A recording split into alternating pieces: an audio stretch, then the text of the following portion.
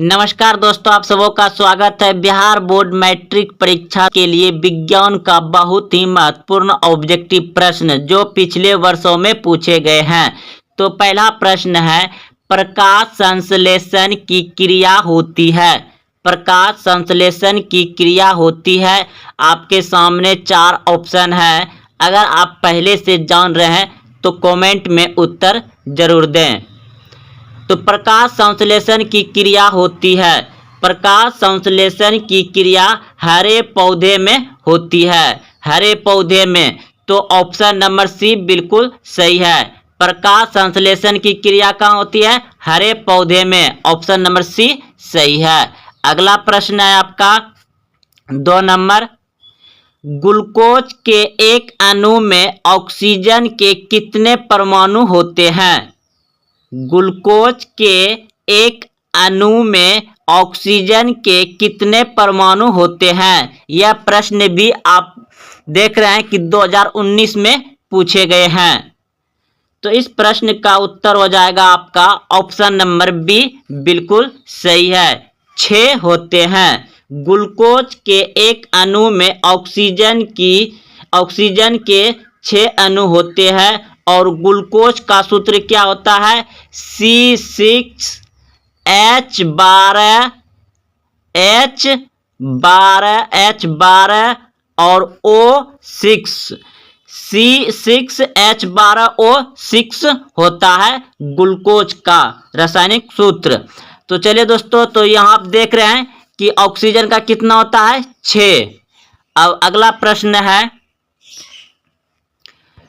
है किस खाद्य पदार्थ से हमें उचित मात्रा में आयोडीन प्राप्त हो सकता है?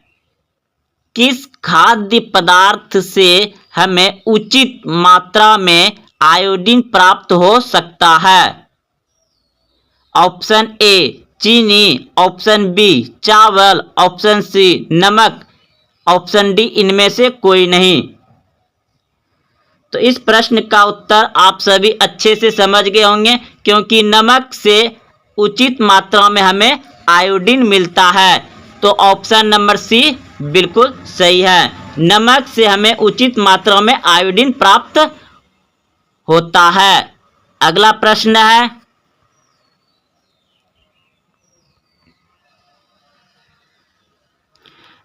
है मनुष्य और अन्य मांसाहारी जीव निम्नलिखित में किसका पाचन नहीं कर पाते? मनुष्य और अन्य मांसाहारी जीव निम्नलिखित में किसका पाचन नहीं कर पाते? तो ऑप्शन नंबर बी बिल्कुल सही है, सेल्यूलोज का। अगला प्रश्न है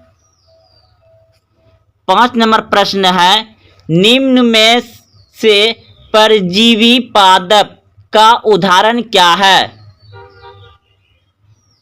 निम्न में से परजीवी पादप का उदाहरण क्या है?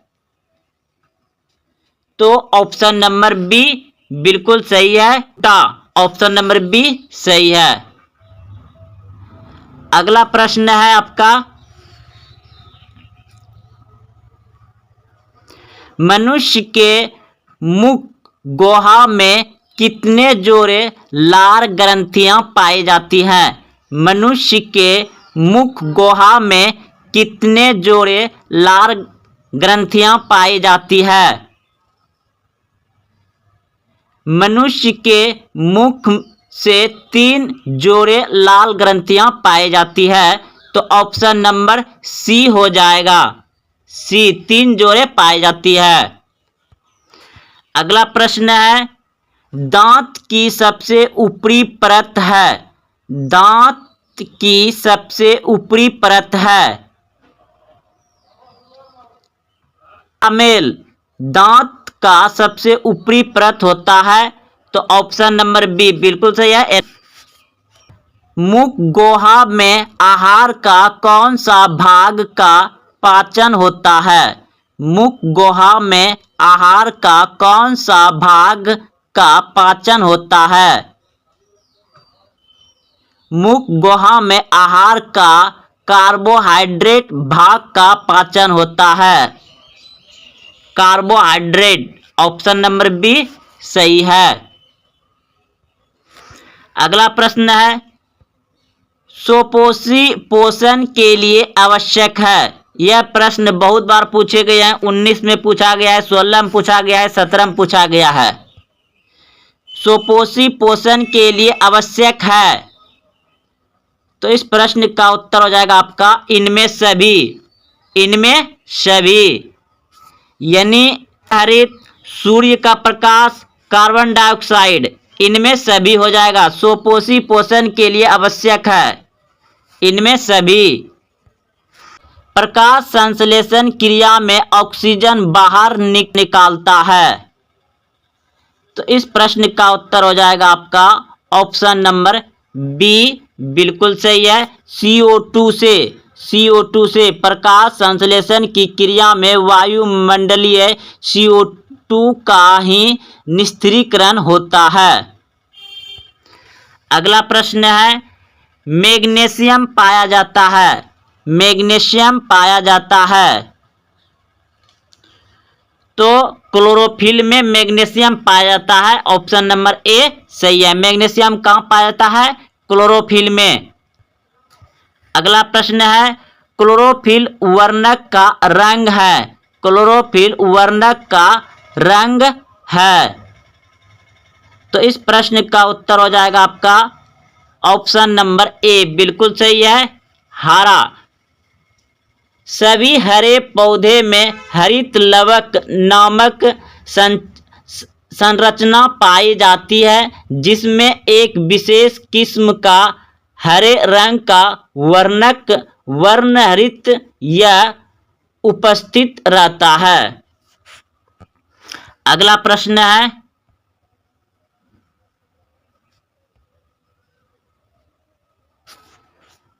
है, कवक में पोषण की कौन सी विधि है? कवक में पोषण की कौन सी विधि है? तो इस प्रश्न का उत्तर हो जाएगा मितजीवी। ऑप्शन नंबर बी सही है, मितजीवी। अगला प्रश्न है, सरीगली चीजों पर पोषित होने वाले पौधे क्या कहलाते हैं? सरीगली चीजों पर पोषित होने वाले पौधे क्या कहलाते हैं? तो इस प्रश्न का उत्तर हो जाएगा आपका ऑप्शन नंबर बी बिल्कुल सही है, मितजीवी कहलाता है। अगला प्रश्न है, पत्तियों में गैसों का आदान प्रदान कहाँ होता है? पत्तियों में गैसों का आदान प्रदान कहाँ होता है? तो ऑप्शन नंबर बी सही है, रंध्र में होता है। पत्तियों की बाह्य त्वचा की रंध्र कोशिकाओं के मध्य एक छिद्र होता है, जिसे रंध्र कहते हैं। रंध्र से वायुमंडल का CO2 युक्त वायु पत्तियों के भीतर कोशिकाओं में विसरण द्वारा पहुंचाता है। तो आप लोग समझ गए होंगे अच्छे से। अगला प्रश्न है, शरीर की सबसे बड़ी ग्रंथि कौन है? शरीर की सबसे बड़ी ग्रंथि कौन है? तो यकृत। ऑप्शन नंबर सी सही है। शरीर की सबसे बड़ी ग्रंथि कौन है? यकृत। यह शरीर की सबसे बड़ी ग्रंथि है जो पित्त का स्राव करता है, वह जटिल वसा का विखंडन करता है, यकृत। अगला प्रश्न है,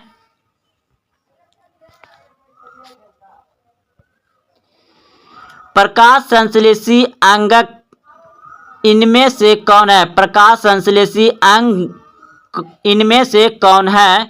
तो इस प्रश्न का उत्तर हो जाएगा आपका ऑप्शन नंबर सी है, हरित लवक। प्रकाश संश्लेषी अंगक इनमें से कौन है? तो हरित लवक। ऑप्शन नंबर सी सही है। अगला प्रश्न है, प्रकाश संश्लेषण की इकाई है। प्रकाश संश्लेषण की इकाई है, तो ऑप्शन नंबर सी सही है, क्लोरोफिल अणु। क्लोरोफिल अणु। प्रकाश संश्लेषण की इकाई है क्लोरोफिल अणु। अगला प्रश्न है, जैव प्रक्रम के अंतर्गत कौन आता है? जैव प्रक्रम के अंतर्गत कौन आता है? तो इनमें सभी आएगा, इनमें सभी। ऑप्शन नंबर डी सही है, इनमें सभी। अगला प्रश्न है, निम्न में कौन पोषण की विधि है? निम्न में कौन पोषण की विधि है? तो ऑप्शन नंबर डी बिल्कुल सही है, ए और सी। ए और सी, सुपोषण और परपोषण। किस धातु को चाकू से सरलता से काटा जा सकता है? किस धातु को चाकू से सरलता से काटा जा सकता है? ऑप्शन ए लोहा, ऑप्शन बी तांबा, option C calcium, option D sodium. तो अगर आप पहले से जान रहे हैं तो इस प्रश्न का उत्तर जरूर बताइए कमेंट में। किस धातु को चाकू से सरलता से काटा जा सकता है? तो सोडियम, बिल्कुल सही। अगर आप ऑप्शन नंबर डी सोचे थे तो बिल्कुल सही सोचे थे। सोडियम को सरलता रूप से चाकू से काटा जा सकता है क्योंकि यह मुलायम होता है सोडियम, इसलिए इसे चाकू से आसानी से काटा जा सकता है। अगला प्रश्न देखिए। प्रश्न है, किस धातु को केरोसिन में डुबाकर रखते हैं? किस धातु को केरोसिन में डुबाकर रखते हैं? ऑप्शन ए Na यानी सोडियम, ऑप्शन बी Mg यानी मैग्नीशियम, ऑप्शन सी Hg। बताइए इस प्रश्न का उत्तर क्या होगा? तो किस धातु को केरोसिन में डुबा कर रखते हैं? सोडियम Na को, और इसी को चाकू से आसानी से काटा जा सकता है, सोडियम को ही, Na। अगला प्रश्न है, एल्युमिनियम का प्रमुख अयस्क है? एल्युमिनियम का प्रमुख अयस्क है? Option A hematite, option B cinnabar, option C bauxite, option D galena. Aluminium का प्रमुख अयस्क है बॉक्साइड, बिल्कुल सही सोचे थे आप, ऑप्शन नंबर सी सही है, बॉक्साइड। अगला प्रश्न देखिए, किस ओ धातु को जल में डुबाकर रखते हैं? किस ओ धातु को जल में डुबाकर रखते हैं? सल्फर, आयोडीन, श्वेत फास्फोरस या लाल फास्फोरस। तो बताइए किस ओ धातु को जल में डुबाकर रखते हैं? श्वेत फास्फोरस को, ऑप्शन नंबर सी सही है, क्योंकि यह बाहर रहेगा तो बाहर के तापमान से इसमें अपने आप आग पकड़ लेता है, इसलिए श्वेत फास्फोरस को जल में डुबाकर रखा जाता है, ऑप्शन नंबर सी सही है। अगला प्रश्न है, निम्नलिखित में कौन उपधातु है? निम्नलिखित में कौन उपधातु है? तो ऑप्शन नंबर डी बिल्कुल सही है, Sb। बॉक्साइट किस धातु का अयस्क है? बॉक्साइट किस धातु का अयस्क है? तो एल्युमिनियम। जस्ट ये क्वेश्चन को घुमा के पूछा गया है, बॉक्साइट किस धातु का अयस्क है? एल्युमिनियम, या एल्युमिनियम का अयस्क कौन है? तो बॉक्साइट। दोनों एक ही प्रश्न है, उल्टा के पूछा गया है। अगला प्रश्न है, क्लोरीन की संयोजकता क्या है? क्लोरीन की संयोजकता क्या है? तो एक। क्लोरीन की संयोजकता कितना है? एक, ऑप्शन नंबर सी सही है। अगला प्रश्न है, हेमेटाइट किस धातु का अयस्क है? हेमेटाइट किस धातु का अयस्क है? तो लोहा। याद रखिएगा, लोहा का अयस्क कौन है? हेमेटाइट। यह हेमेटाइट किस धातु का अयस्क है? लोहा का, ऑप्शन नंबर ए सही है। अगला प्रश्न देखिए, प्रश्न है, गैलेना किस धातु का अयस्क है? यह सीसा का अयस्क क्या होता है? तो लेड। याद रखिएगा, गैलेना जो है किस धातु का अयस्क है? लेड यानी सीसा। अगला प्रश्न देखिए, प्रश्न है, हेमेटाइट किस धातु का अयस्क है?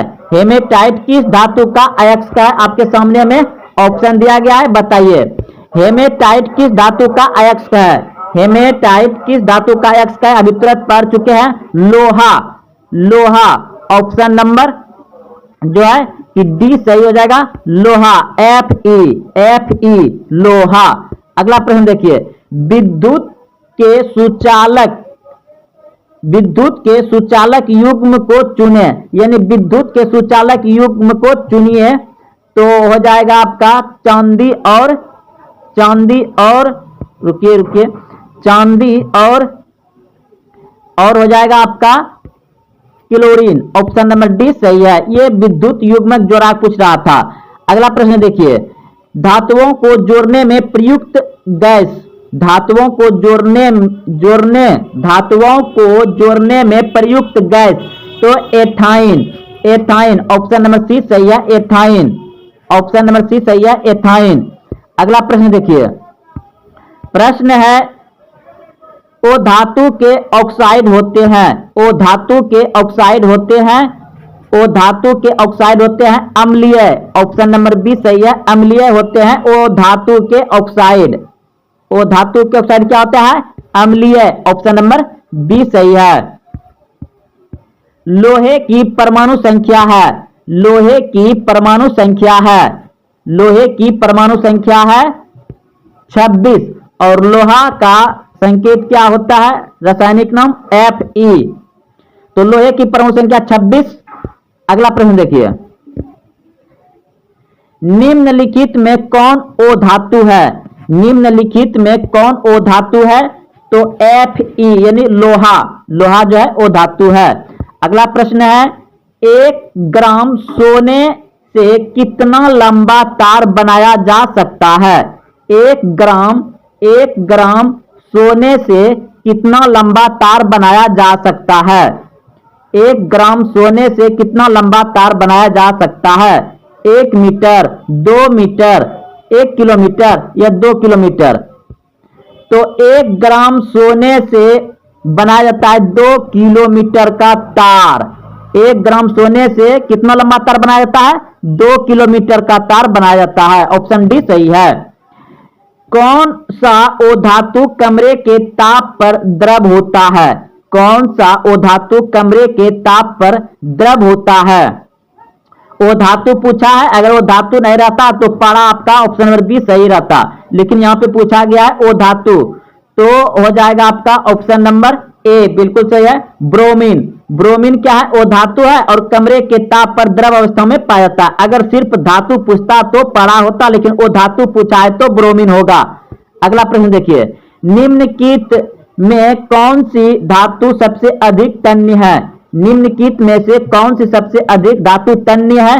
तो अभी तुरंत जाने हैं कि 1 ग्राम सोने से 2 किलोमीटर का तार बनाया जा सकता है, तो तन्य यानी कि ज्यादा तनाव किसमें है? सोना में। तो ऑप्शन नंबर बी सही हो जाएगा। निम्नलिखित में कौन सी धातु सबसे अधिक तन्य है? तो सोना। अगला प्रश्न देखिए, सीसा और टीन की मिश्र धातु को कहते हैं? सीसा और टीन की मिश्र धातु को कहते हैं?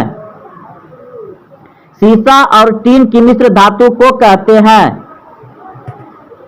Gun metal. क्या कहते हैं? गन मेटल कहते हैं, गन मेटल।